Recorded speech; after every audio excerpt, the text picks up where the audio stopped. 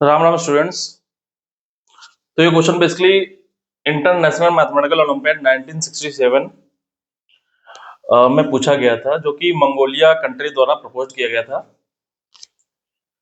Question basically system of equation पर based है, जो कि जे एडवांस में काफी बार पूछा जा चुका है और लगभग हर साल एक क्वेश्चन पूछा जाता है। ठीक है, यहाँ पे 3 इक्वेशंस गिवन है। ओके, क्वेश्चन कह रहा है कि हैव ए सॉल्यूशन, इस सिस्टम के पास have a solution, find the condition under which the unique solution of the above system is an arithmetical progression। Okay, वो कंडीशन निकालो जिसके लिए एक्स वाई जेड कैसे हो, अरिथमेटिकल प्रोग्रेशन में। ठीक है,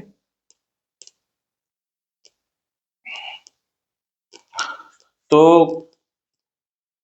करने के बहुत सारे तरीके हैं। एक तो क्रैमर मेथड है, एक मैट्रिक्स अप्रोच है। ठीक है, मैं यहाँ पे बेसिकली गॉस एलिमिनेशन यूज करूंगा। ठीक है, थोड़ा आइडिया दे देता हूं। तो गॉस एलिमिनेशन क्या है?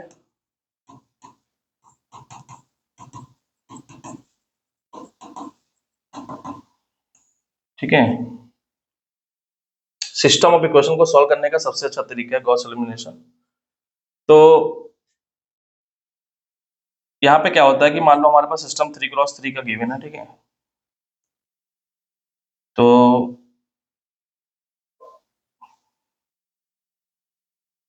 मान लो कुछ इस तरह गिवन है।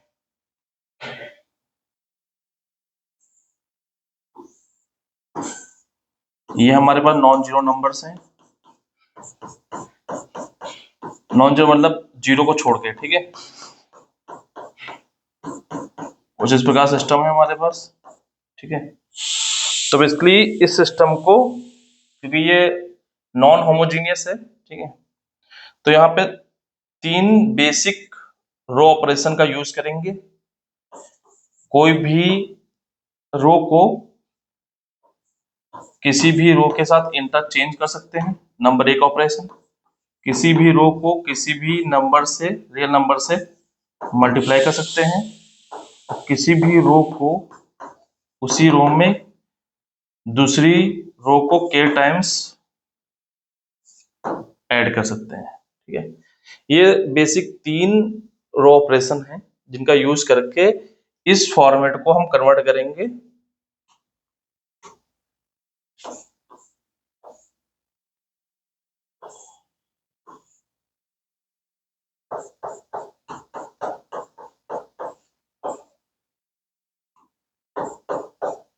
जीरो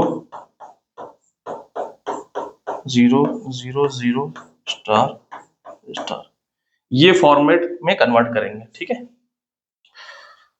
ये फॉर्मेट जो है इसको बोलते हैं एक्लन फॉर्म। ओके, यहां से something into Z equal to something, तो जेड की वैल्यू यहाँ पे निकल आएगी। इसका नाम अगर मैं 1 दे दूं, इसका नाम 2 दे दूं, तो यहां से जो जेड की वैल्यू आएगी, Z into star 1 equal to star 2, तो यहां से जेड की वैल्यू आ जाएगी स्टार 2 अपॉन स्टार 1। ठीक है, तो 2 हो गया। ये इसका नाम अगर 3 दे दें, इसका 4 दे दें, इसका 5 दे दें, तो यहां से Z into star 4 star 3 into Y equal to star 5, तो यहां से वाई की वैल्यू निकल आएगी। ठीक है, मतलब star 3 into Y plus star 4 into Z equal to star 5, तो यहाँ पे स्टार जेड की वैल्यू रख देंगे, तो यहाँ से वाई की वैल्यू निकल आएगी। ठीक है, और यहां से क्या करेंगे, इसका नाम मान लो मैं रख देता हूं 6 7 8 9। ठीक है, तो यहां से क्या करेंगे, एक्स की वैल्यू निकाल लेंगे। एक्स की वैल्यू कैसे निकलेगी, star 6 into X plus star 7 into Y plus star 8 into Z equal to star 9, तो यहां से y की वैल्यू पता है, z की वैल्यू पता है, x की वैल्यू निकल आएगी। ठीक है, तो ये बेसिक अप्रोच है। ठीक है, यहां पर एक और बात ध्यान रखने वाली है कि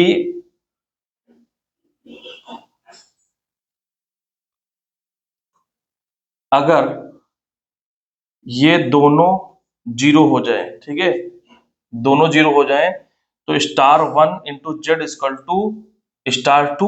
ओके, ये दोनों दोनों जीरो हैं, star case one. Okay, star one equal to star two equal to zero. तो इसका मतलब क्या होगा, zero into Z equal to zero. तो यहाँ पे जेड की इनफाइनाइट वैल्यू निकल आएंगी। Okay,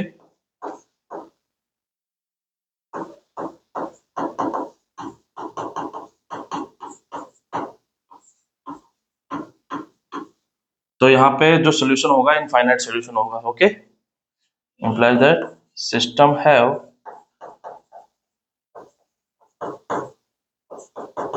infinite solutions। ठीक है, केस टू,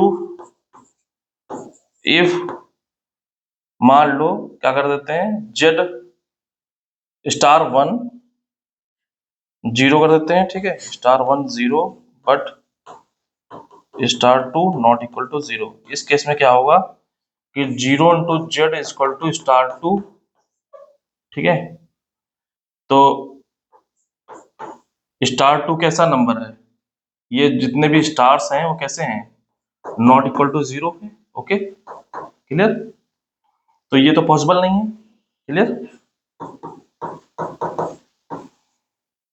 क्लियर। तो ये तो पॉसिबल नहीं है, तो यहाँ पे नो सोल्यूशन आ जाएगा। इस केस में जेड की कोई भी वैल्यू नहीं निकलेगी। ओके, तो जेड की कोई भी वैल्यू नहीं निकलेगी, इसका मतलब no solution. Clear. Case three, if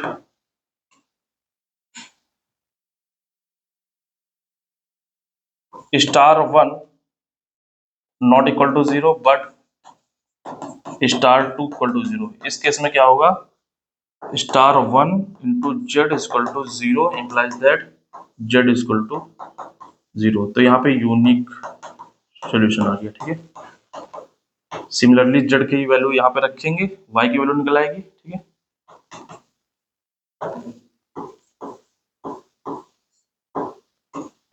clear. तो इतना है सिस्टम ऑफ इक्वेशन। ठीक है, इसका यूज करके हम लोग क्वेश्चन को सॉल्व करने वाले हैं। ठीक है, ओके।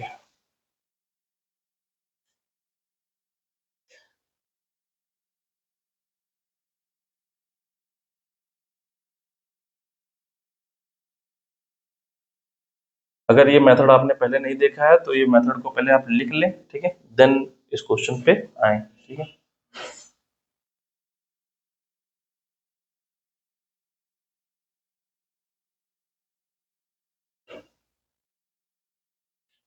ओके। तो x के कोफिशिएंट क्या है, वन वन m। ओके,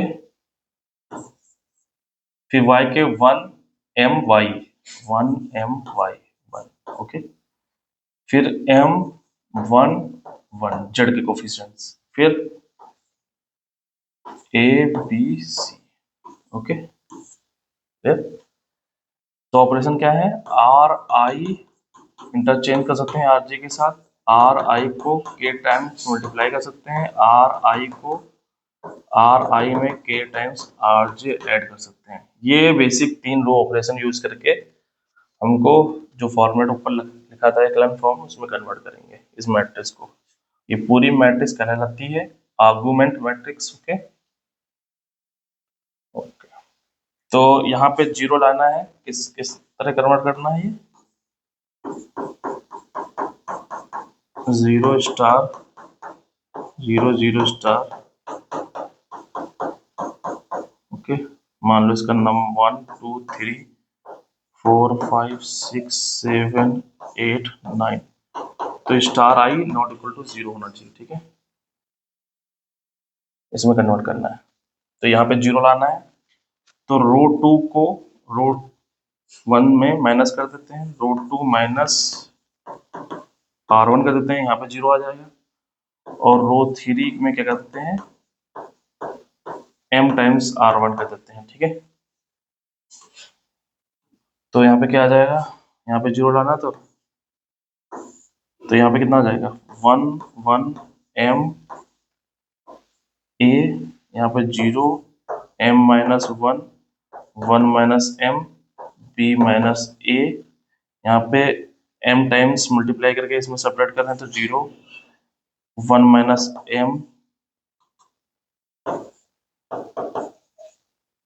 इसमें m से मल्टीप्लाई करके 1 minus m square c minus a m, ठीक है। फिर यहाँ पे 0 लाना है, ठीक है, यहाँ पे 0 लाना है तो क्या करो, रो 2 रो 1 ऐड कर दो, ठीक है। रो 3 में क्या कर रहे हैं, रो 2 ऐड कर दो, ठीक है। तो क्या आ जाएगा 1 1 m a 0 1 m minus 1 1 minus m b minus a,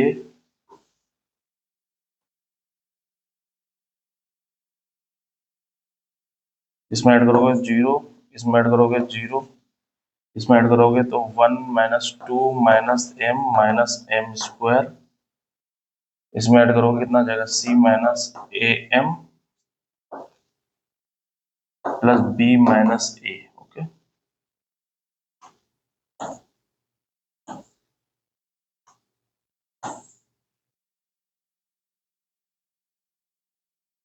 okay तो यहां से ये क्या है, ये क्या होना चाहिए, यूनिक सोल्यूशन लाना है, ठीक है। अगर ये 0 और ये 0 हो जाए तो कितना हो जाएगा, इनफाइनाइट सोल्यूशन हो जाएगा, ठीक है। तो यूनिक सोल्यूशन लाना है तो इसको नॉन जीरो होना पड़ेगा, ओके। यूनिक सोल्यूशन सिस्टम के पास यूनिक सोल्यूशन कब होगा, जब 2 minus m square not equal to 0 है, ठीक है, क्लियर, ओके। अगर ये नॉट इक्वल टू 0 है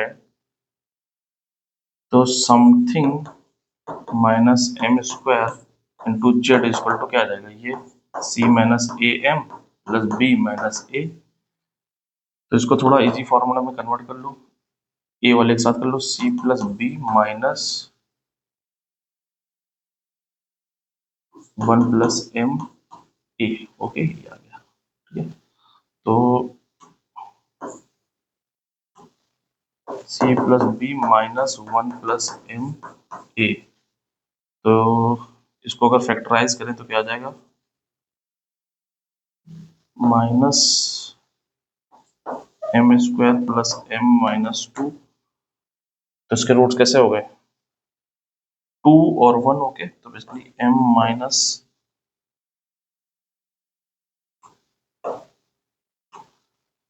तो ऐड करने पे 1 आए, मल्टीप्लाई करने पे माइनस के 2, तो माइनस के 2 और 1, ओके, प्लस के 1 m लिख दो, ठीक है। ये तो गलत हो गया ना, क्योंकि यहाँ पे -2 + 1 उल्टा हो गया, ठीक है। m प्लस के 2 माइनस के 1, ठीक है। माइनस से मल्टीप्लाई कर दो तो 1 माइनस m प्लस 2, ठीक है। ये रूट्स आ गए। तो यहां से z की वैल्यू क्या निकल आई, c plus B minus 1 plus m a upon 2 plus m 1 minus m, ठीक है। तो यहाँ पे z की वैल्यू निकल आई, ठीक है, ये क्लियर। तो y की वैल्यू निकालना है तो 1 minus m times z, okay. तो यहाँ से y की वैल्यू निकाल लेते हैं।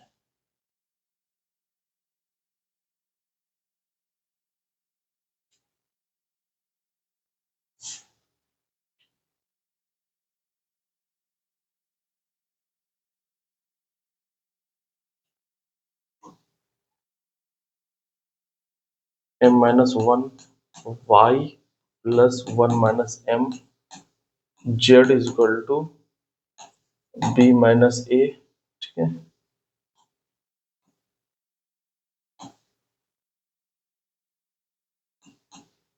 क्लियर। तो यहाँ पे जेड की वैल्यू रख दो, तो one minus m c plus B minus one plus m a two plus m one minus m minus one Y plus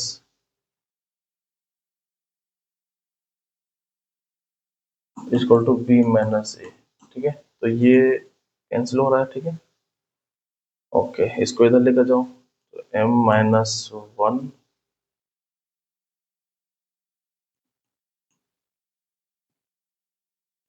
b minus a minus c plus b one plus m a upon two plus m, ठीक है। Okay, तो यहाँ से LCM ले लो, ठीक है। तो b minus a two plus m minus c minus b plus one plus m a upon two plus m, इसको मल्टीप्लाई कर दो तो m माइनस वन, ठीक है। ओके,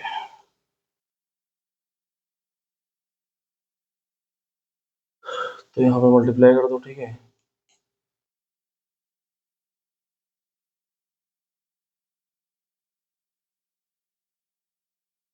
यहाँ पे देखो, इसको क्या ले सकते हैं, वन प्लस m, ठीक है।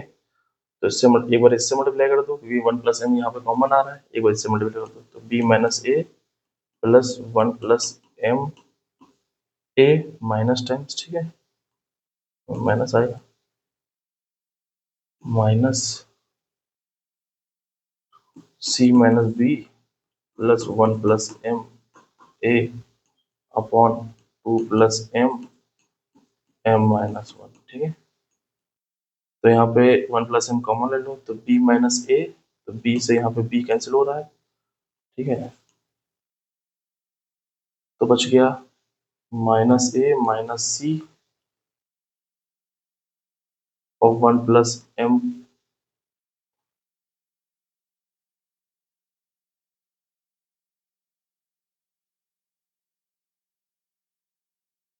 यहाँ पे b माइनस a इससे मल्टीप्लाई होगा, b माइनस a इससे मल्टीप्लाई होगा ना, ठीक है। तो यहाँ पे b माइनस a आएगा, ठीक है। यहाँ पे b माइनस a, ठीक है। वन प्लस m कॉमन ले लो, वन प्लस m कॉमन ले लिया तो क्या आ गया, यहाँ पे a बचा, यहाँ पे minus b plus a,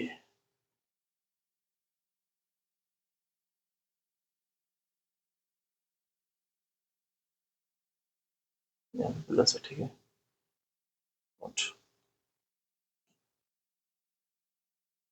b minus से इससे मल्टीप्लाई करेंगे, b माइनस से प्लस इससे मल्टीप्लाई करेंगे, ठीक। तो यहाँ पे b माइनस a, यहाँ पे b माइनस a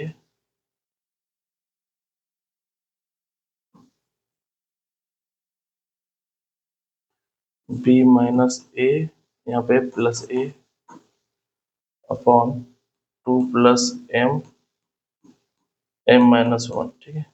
तो a से a कैंसिल हो गया, ठीक है। माइनस से मल्टीप्लाई कर दो, a plus C minus one plus m, minus से क्यों मल्टीप्लाई कर रहे हैं, क्योंकि यहाँ पे देखो माइनस यहाँ पे है, पैटर्न की बात करना चाह रहे हैं हम लोग। To plus m one minus m, ठीक है। ये जेड आ गया, ठीक है। क्लियर। अब यहाँ से जेड की वैल्यू निकल आई, यहाँ से ये y की वैल्यू, सॉरी y की वैल्यू निकल आई, जेड की वैल्यू निकल आई। तो यहाँ से ऑब्जर्वेशन से x की वैल्यू लिखने की कोशिश करते हैं, ठीक है। बेस दोनों में सेम है, बेस दोनों में सेम है, two plus m 1 minus M, ठीक है। तो जेड की वैल्यू बात की जा रही है तो C plus B 1 plus M A, ठीक है। यहाँ पे वाई है, बी है, तो यहाँ पे 1 प्लस एम सी बचा, ठीक है, ओके। यहाँ बी प्लस सी हो गया, बी प्लस सी हो गया, जेड के बाद बी प्लस सी, जेड से स्टार्ट है तो बी प्लस सी हो गया। वाई के लिए ए प्लस सी, बी प्लस सी, सी प्लस ए प्लस बी बचा, ठीक है। तो ए प्लस बी बच गया ये, ठीक है। तो ये क्या आ गया, एक्स, ओके। तो एक्स वाई जेड ये आ गए, ठीक है। अब क्वेश्चन में कह रहा है एक्स वाई जेड कैसे होनी चाहिए, एपी में होना चाहिए, ठीक है, ओके। अभी हम यूनिक सोल्यूशन की बात कर रहे हैं, ठीक है। क्वेश्चन कह रहा है एक्स वाई जेड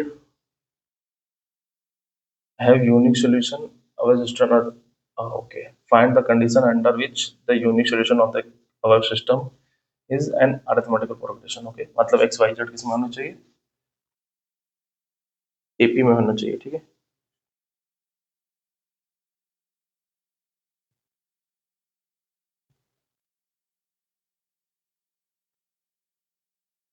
तो एक्स वाई जेड एपी में होंगे, एक्स वाई जेड एपी में होंगे, ठीक है। और इसका मतलब क्या होगा, कॉमन डिफरेंस सेम होगा, y minus Z is equal to Z minus Y होगा, ठीक है। तो y की वैल्यू कितनी है, लिख लो, y की वैल्यू है a plus C minus 1 plus M B upon 2 plus M 1 minus M, minus Z की वैल्यू कितनी है, C plus be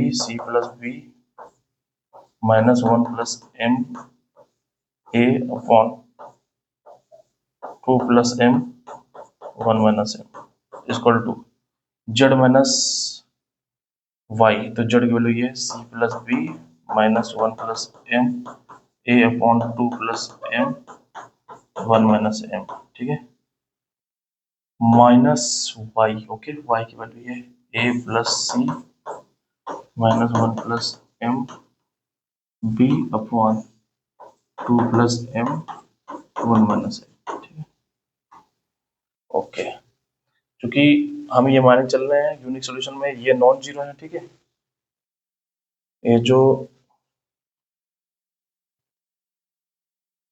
unique solution case में क्या मान के चल रहे हैं, ठीक है, ये नॉन जीरो है, मतलब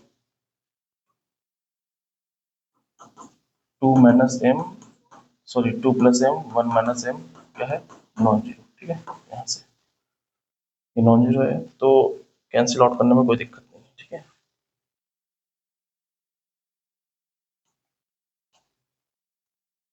तो ये कैंसिल आउट हो गया, ठीक है, बचा गया ए प्लस सी माइनस बी,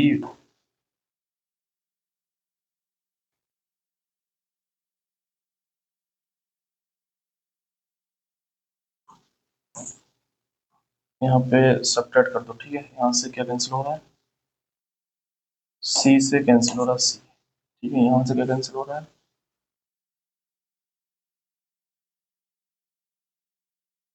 यहाँ पे भी सी प्लस का है, यहाँ पे सी माइनस का है, ये कैंसिल हो रहा है, ठीक है।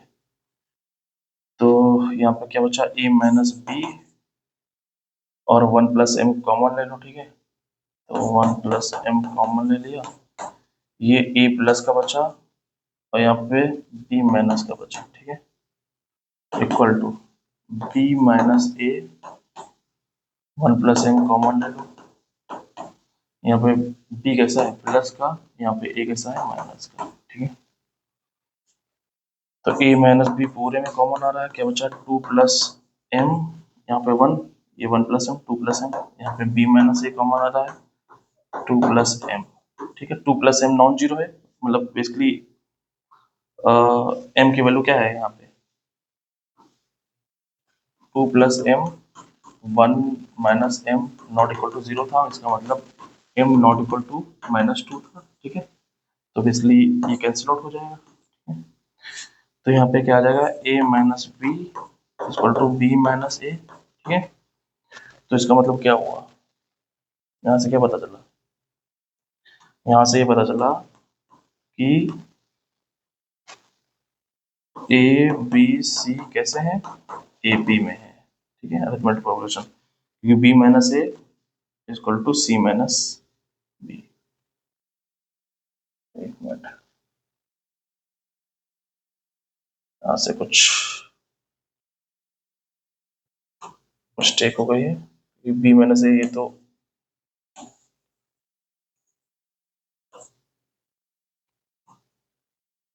ठीक है।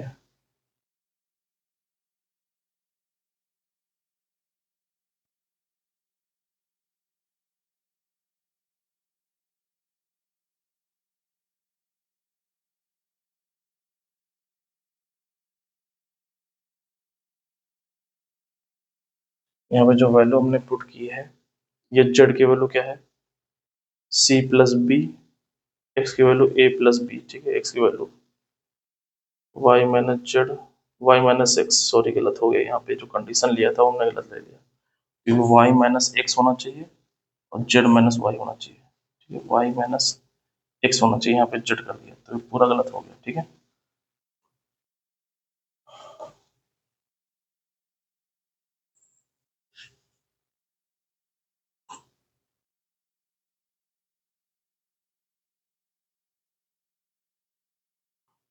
तो यहाँ पे y minus X is equal to Z minus Y, तो y माइनस एक्स कर दो, y minus A plus C minus one plus M B upon two plus M one minus M minus X A plus B minus one plus M C upon two plus M one minus M is equal to Z minus Y, Z की value कितनी है,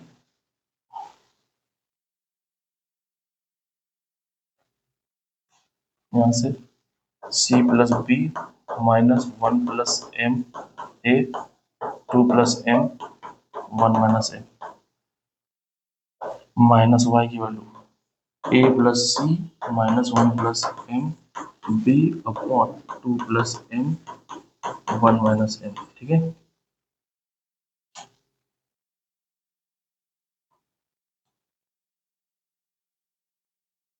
अब ये non zero था, ठीक है, तो ये कैंसिल हो सकता है, ये नॉन जीरो है, तो ये कैंसिल हो गया, ठीक है, क्या बचा, ए प्लस सी,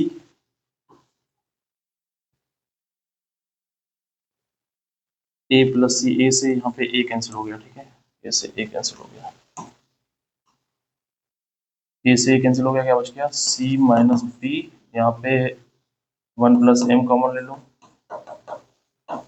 तो यहाँ पे क्या बच गया, ये सी minus B, okay,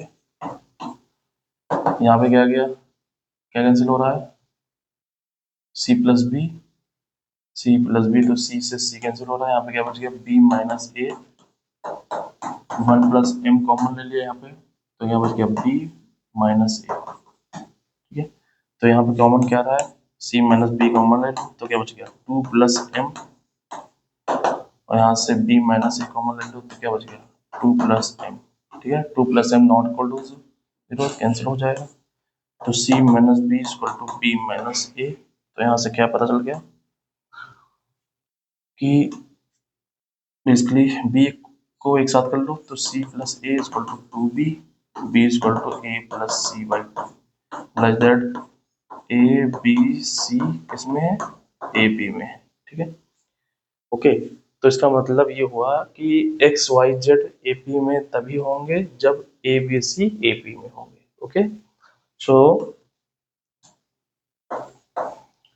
x Y Z are in AP if and only if a b c are in AP, okay, clear, okay. अब आ जाते हैं अगेन उसी क्वेश्चन पे, जब यूनिक सोल्यूशन ना हो, मतलब इनफाइनाइट सोल्यूशन भी तो एग्जिस्ट कर सकते हैं, ठीक है,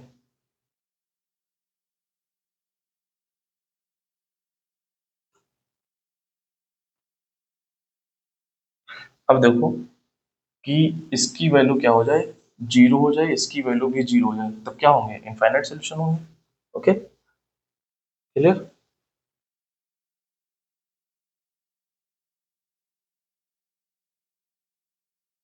तो इनफाइनाइट सोल्यूशन कब होगा,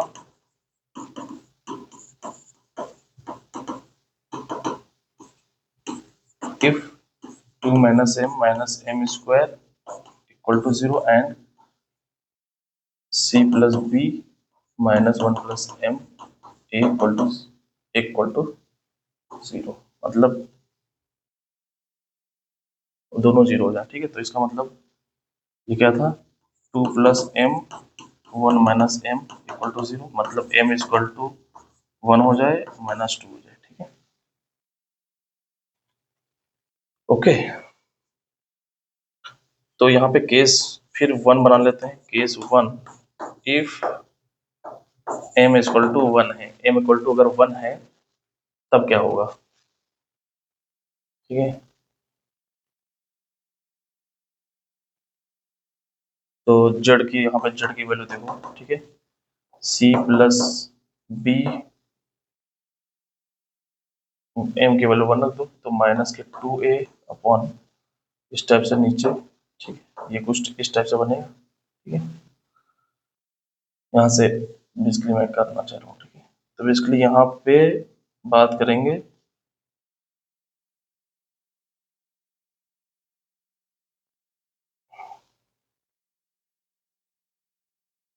ये वाला टर्म 0 होना चाहिए। ठीक है, ये वाला टर्म 0 होना चाहिए इधर। तो m इक्वल टू 1 पे ये 0 कब होगा, मतलब ये वाला 0 होगा बेसिकली। ठीक है, तो क्या आ गया, c plus B minus 2a equal to 0। ये 0 कब होगा। ठीक है, 2a equal to b plus c. ठीक, इक्वलिटी कब होल्ड करेगी, यहाँ से जब तीनों इक्वल होंगे, a equal to b equal to c. Okay, तो बेसिकली m इक्वल टू 1 पे इनफाइनाइट सोल्यूशन कब होगा, जब a equal to b equal to c होगा। ठीक है, ओके। तो यहाँ पे इसकी जरूरत नहीं थी,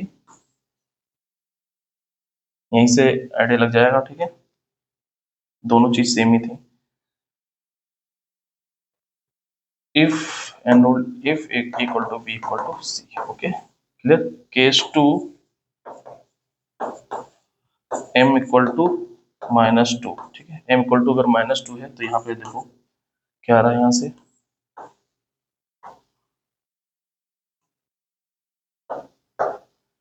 तो c प्लस बी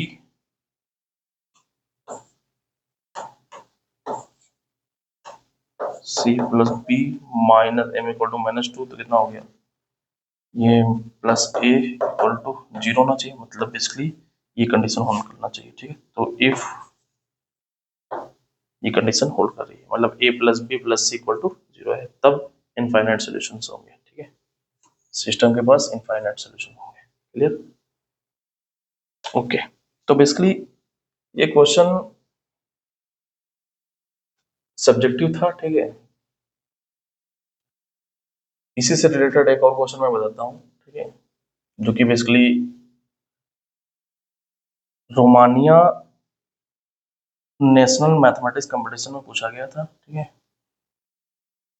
ये question Romania national mathematics competition में पूछा गया था। ठीक है, बेसिकली जो इंटरनेशनल मैथमेटिकल ओलंपियाड है उसकी हिस्ट्री की बात करें तो इंटरनेशनल मैथमेटिकल ओलंपियाड स्टार्ट करने वाला जो कंट्री था वो रोमानिया ही था। ठीक है, इसकी एक कहानी है पूरी। अभी रिसेंटली जो 1986 में वहाँ का जो एक पार्टिसिपेंट था उसने फुल स्कोर किया था। ठीक है, आईएमओ में, वो रिसेंटली अभी वहाँ का रोमानिया का प्रेसिडेंट बना है। ठीक है, तो वहाँ पे देखो जो पढ़े लिखे हैं उनकी कितनी वैल्यू है। ठीक है, उस कंपटीशन की वैल्यू है वहाँ पे। ठीक है, यूरोप में। अभी भारत में इंटरनेशनल मैथमेटिकल ओलंपियाड का इतना क्रेज नहीं है। लास्ट ईयर गोल्ड मेडल आया था। ठीक है, उससे पहले बहुत हालत खराब। ठीक है, चाइना ने काफ़ी सुधार कर लिया, ठीक है। चाइना जब पार्टिसिपेट काफ़ी गोल्ड मेडल ला रहा था, 4-5 गोल्ड मेडल ला रहा था, तब इंडिया ने पार्टिसिपेट करना स्टार्ट किया था 1989, ठीक है। Okay.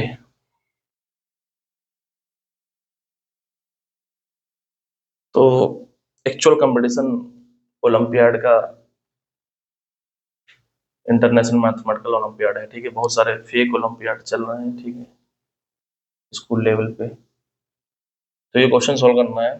Find the solution to the system of equations X Y Z की वैल्यू निकालनी है, ठीक है। ये कब पूछा गया है, कहाँ पूछा गया है? रोमानिया, ठीक है, मैथमेटिकल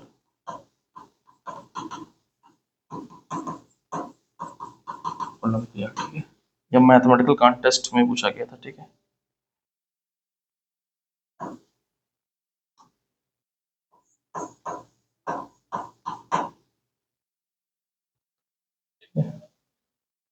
तो कैसे होगा ये क्वेश्चन? फंडामेंटल आइडिया क्या है, ये सोचना होगा, ठीक है।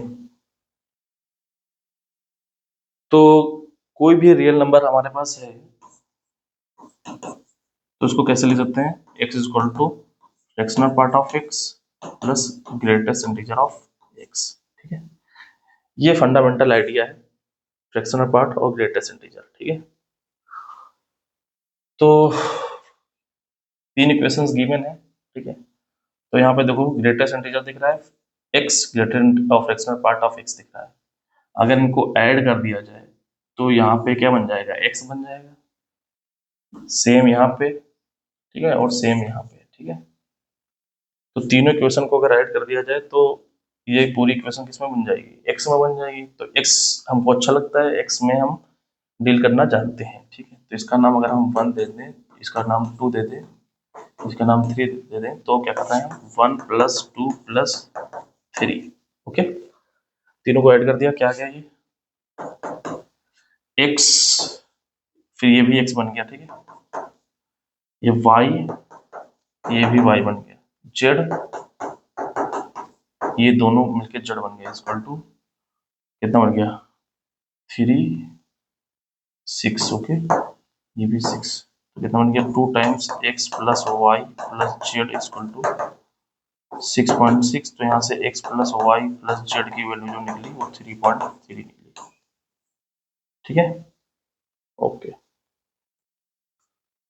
अब क्या कर सकते हैं?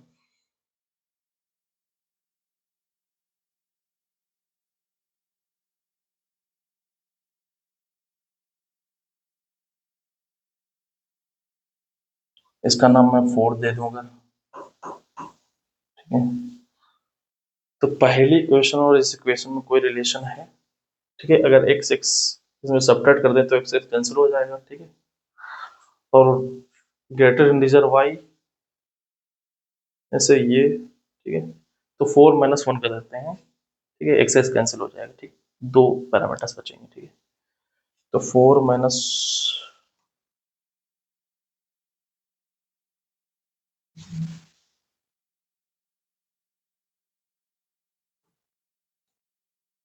4 - 1 कर देते हैं, ठीक है। तो 4 - 1 करेंगे, कितना आ जाएगा? y - y का greatest integer plus z - z का fractional part equal to 3 point, ये क्या जाएगा? 2.2, ओके, 2.2 आ गया। तो y माइनस y का ग्रेटेस्ट इंटीजर क्या बन गया यहाँ से? y x माइनस x का ग्रेटेस्ट इंटीजर, ये क्या किया? y का फ्रैक्शनल पार्ट, और y z माइनस z का फ्रैक्शनल पार्ट क्या बन गया? z का ग्रेटेस्ट इंटीजर 2.2, ठीक है।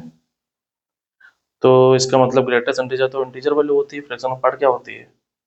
Fraction value. तो यहाँ से क्या आ गया? z की वैल्यू आ गई 2 और फ्रैक्शनल पार्ट ऑफ y की वैल्यू आ गई 0.2, ठीक है, क्लियर। तो यहाँ से ये तो निकल आया, चलो यही करते हैं, 2 को सेपरेट कर देते हैं 4 से, ओके। तो 4 - 2 अगर कर दें तो यहाँ से क्या मिलेगा? 4 में से 2 माइनस कर देंगे तो जेड से जेड सेपरेट हो जाएगा, x minus greatest integer plus y minus fractional part of y equal to 3.2, तो 1.1 आ गया। ठीक है, तो यहां से क्या आ गया, x minus greater integer fractional part of x, y minus fractional part of y, greatest integer y equal to 1.1। तो यहाँ से x greater fractional part of x की वैल्यू क्या आ गई 0.1 और ग्रेटेस्ट इंटीजर ऑफ y की वैल्यू कितनी आ गई 1। ठीक है, ओके। अब क्या करते हैं,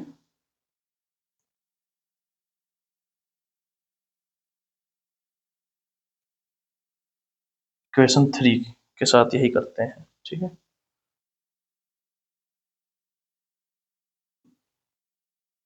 तो 4 माइनस 3 कर दें अगर हम, तो 4 माइनस 3 एक्स, इस बार क्या कैंसिल होगा, वाई कैंसिल होगा, तो x minus fractional part of x plus z minus greatest integer of z equal to 3.3, तो 0 आ गया। ठीक है, तो यहाँ पे कितना आ गया, ये ग्रेटेस्ट इंटीजर एक्स आ गया, ये फ्रैक्शनल पार्ट ऑफ जेड आ गया इक्वल टू 0। यहाँ से क्या पता चला, greatest integer of x equal to 0 आ गया और fractional part of z equal to क्या आ गया, वो भी 0 आ गया। ठीक है, क्लियर, क्योंकि फ्रैक्शनल पार्ट ऑफ एक क्या होता है, 0 और 1 के बीच लाई करता है, और ग्रेटेस्ट इंटीजर एक्स क्या होता है, वो हमेशा एक इंटीजर होता है। ठीक है, और each x belongs to are.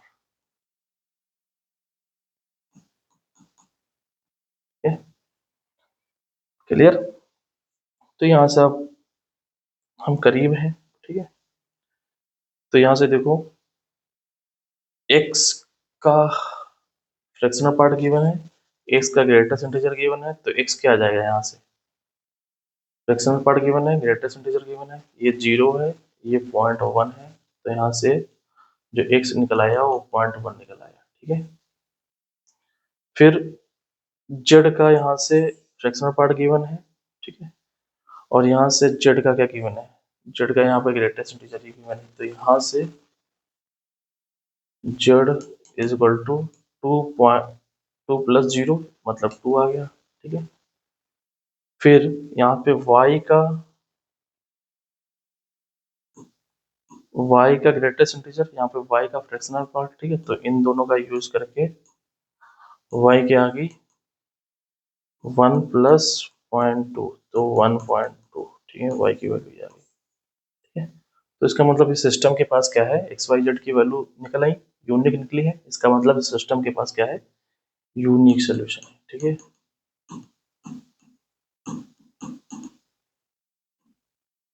ठीक है, क्लियर, ओके।